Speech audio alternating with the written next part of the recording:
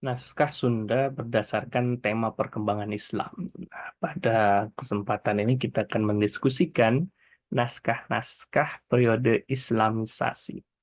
Jadi naskah-naskah Sunda yang tergolong dalam periode masa Islamisasi ini memang kurang memiliki pembatas yang tegas dengan naskah-naskah Sunda yang tergolong ke dalam periode Islam.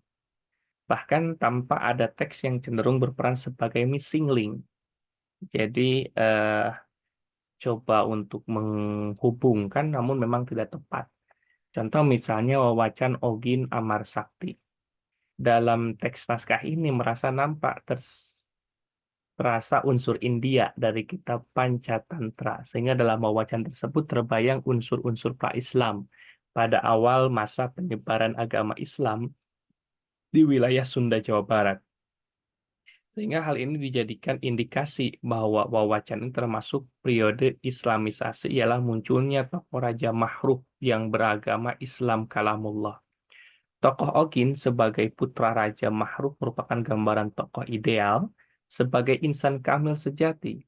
Sehingga ketika musuh-musuhnya takluk, ia tidak memberi pengampunan kecuali jika bersedia masuk agama Islam.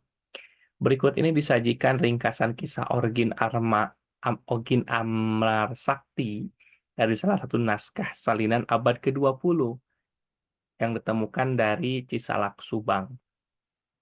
Alkisah kehidupan di negeri Madurasan yang diperintah oleh Baginda Mahruf, ia beristri dua orang, masing-masing yaitu Nyai Nur Hayat dan Dewi Lasmaya. Nyai Nur Hayat sebagai istri Raja Makhruf yang pertama telah mempunyai dua orang anak yang bernama Raden Sabang dan Raden Saka. Istri Baginda yang kedua, yakni Dewi Lasmaya, melahirkan seorang bayi. Namun bayi tersebut dibuang oleh Nyai Nur Hayat ke laut dan kemudian sebagai penggantinya diletakkan tiga jenis ekor binatang, yaitu kera, kucing, dan burung ciung yang kemudian masing-masing diberi nama Panji Masang, Panji Tandra, dan Panji Layang.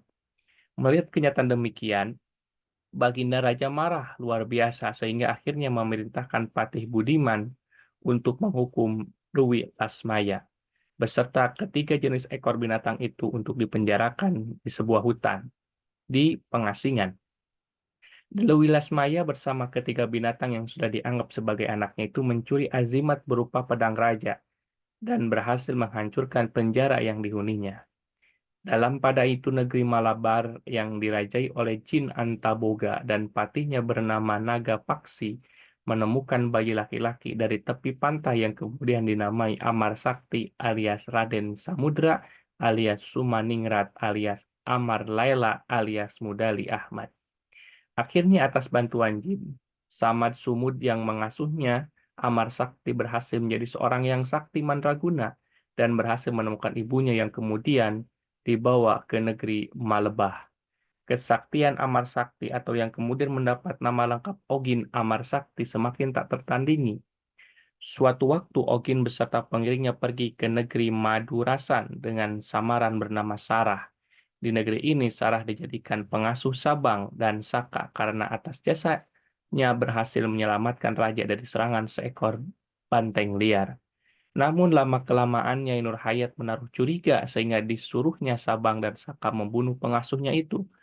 Ogin berhasil dihidupkan kembali oleh Jin Antaboga. Ogin melanjutkan pengembaraannya dan tiba di negeri Mulkiah, bahkan berhasil memperistri Bidaya Sari, putri Raja Mulkiah. Setelah unggul menyingkirkan para saingannya termasuk Sabang dan Saka, setelah itu Ogin Amar Sakti berhasil memboyong kembali Dewi Lasmaya, yakni ibunya sendiri ke negeri Madurasan untuk berkumpul kembali bersama ayahnya. Sedangkan Nyai Nur Hayat beserta Raden Saka dan Raden Sabang tewas dalam suatu peristiwa sayembara Putri Bidayasari. Akan tetapi Putri Bidayasari tidak lama kemudian diculik oleh Prabu Jaya Sakilah dari negeri Kawistana. Berkat perjuangan yang sungguh-sungguh, Ogin Amar Sakti berhasil menemukan kembali istrinya dengan bantuan ketiga jenis binatang yang dapat berbicara. Bahkan Raja Kawistana beserta sebagian pembantunya yang tersisa berhasil diislamkan oleh Ogin Amar Sakti. Berbagai rintangan akhirnya dapat diatasi oleh Ogin Amar Sakti hingga ia berhasil menduduki tahta di Nerki Mulkiyah. Akhir kisah Ogin hidup bahagia bersama istrinya dan Raja Mahruk kembali bisa hidup bersama dengan Dewi Lasmaya. Sedangkan Panca Panji berubah menjadi kesatria. Terjalinnya hubungan baik antara negeri Madurasan, Malebah, dan Mulkiah. Beberapa naskah Sunda lain yang tergolong ke dalam periode ini antara lain berjudul Wawacan Abdurrahman Abdurrahim, Wawacan Budiman, Wawacan Gandawardaya, Wawacan Gundasari, Wawacan Indrapura, Wawacan Indra Bangsawan, Wawacan Natakusuma, Wawacan Nusa Jaladri, Wawacan Samaun.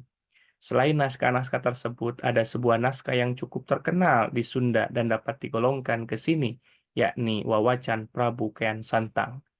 Teks naskah ini menampilkan gambaran sosok seorang tokoh yang gagah dan sakti, putra Prabu Siliwangi, Raja Pakuan Pajajaran yang berhasil mengislamkan penduduk Pulau Jawa.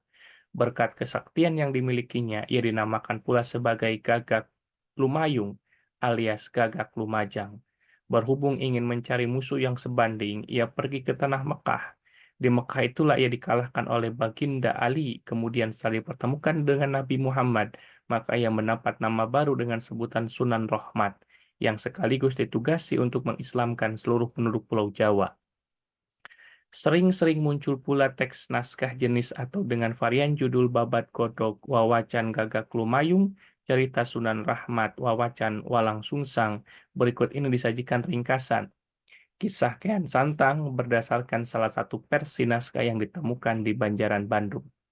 Jadi terdapat kisah berkaitan dengan Kian Santang, bahwasanya tersebutlah Kian Santang putra Prabu Siliwangi di Pakuan Pajajaran. Prabu Siliwangi adalah penguasa di Pajajaran yang berkedudukan di Keraton Pajajaran Sewu sekaligus di Keraton Pajajaran Wetan. Prabu Siliwangi mempunyai senopati yang gagah tiada tanding, yakni putranya sendiri yang bernama Kian Santang. Dikisahkan di tanah Mekah, Nabi Muhammad SAW sedang bermusyawarah bersama para sahabat yang empat, Abu Bakar, Umar, Utsman, dan Ali. Berhubung Masjidil Haram yang sedang dibangun kekurangan sebuah tiang, dalam pada itu Ken Santang yang berganti nama Garantang Setra, tiba di tanah Mekah dan bertemu dengan seorang kakek-kakek. Ia menanyakan perihal keberadaan Baginda Ali yang menurut kabar berita merupakan seorang yang gagah perkasa. Kakek tua itu bersedia mengantar, namun di tengah perjalanan dia teringat bahwa tongkatnya tertinggal dan meminta Kian Santang untuk mengambilnya. Ternyata Kian Santang tidak mampu mencabut tongkat yang tertancap di tanah itu, meskipun telah keluar keringat darah dan sekujur tubuhnya. Kian Santang akhirnya menyatakan takluk kepada kakek tua itu yang tiada lain adalah Baginda Ali dan bersedia memeluk agama Islam. Setelah membaca dua kali semah syahadat di hadapan Nabi, Kian Santang berganti menjadi Sunan Rohmat dan Sunan Bidayah sekaligus mendapat tugas menyiarkan agama Islam sebagai wakil Nabi di Pulau Jawa. Ketika tiba di Pakuan Pajajaran, Prabu Siliwangi menanyakan piagam pengangkatan sebagai wali Nabi di Pulau Jawa. Pada saat Kian Santang yang bergelar Sunan Rahmat pergi mengambil piagam ke Mekah, Prabu Siliwangi segera menghilang ke hutan Sancang di daerah Godog. Nah, apa yang digambarkan pada dua naskah? Yang pertama tadi itu naskah tentang Ogin Amar Sakti dan Prabu Kian Santang itu menunjukkan bahwasannya kenapa disebut misling ya, karena ada dua pengaruh. Pertama adalah pengaruh sebelum Islam, bisa pengaruh Hindu, pengaruh Buddha, dan beberapa pengaruh dan dengan mengaitkannya dengan konsep-konsep Islam. Nah, jadi sebutnya itu adalah proses Islamisasi di mana nilai budaya sebelumnya bergabung dengan nilai budaya Islam pada pada naskah-naskah awal priorisasi Islamisasi berkaitan dengan naskah.